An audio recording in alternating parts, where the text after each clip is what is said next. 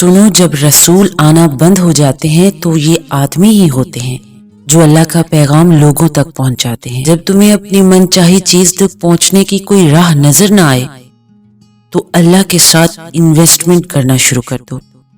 لیکن ہم کہتے ہیں ہم کیا نیکی کریں، ہمارے پاس تو کچھ بھی نہیں ہے۔ یاد رکھو، اللہ ہر چیز میں ڈیل کر لیتا ہے۔ جو تم دے سکتے ہو وہ دے دو، بدلے میں وہ تمہیں اس کا منافع دے گا۔ پھر اس نے ہچکچاتے ہوئے پوچھا، میں تو بے چین ہوں، دکھی، غمزدہ، تو کیا اپنی بے چینی اللہ کو دے دوں؟ اس نے کہا، دے دو، کیونکہ اللہ کے بزنس میں ہر چیز انویسٹ ہو جاتی ہے۔ اپنی محبت، نفرت، غصہ، اپنا درد، تکلیف، غم، روزمرہ کے مسئلے، بلکہ اپنا سب کچھ اللہ کو دے دو۔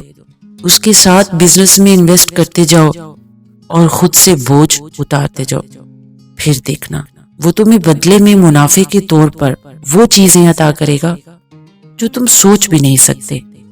سنو، اللہ کے ساتھ تجارت کرتے ہوئے دکھی دلوں کو دی جانے والی تسلی اور معصوم دلوں کو دی جانے والی مسکراہٹ کی انویسٹمنٹ کا منافع بہت زیادہ ملتا ہے۔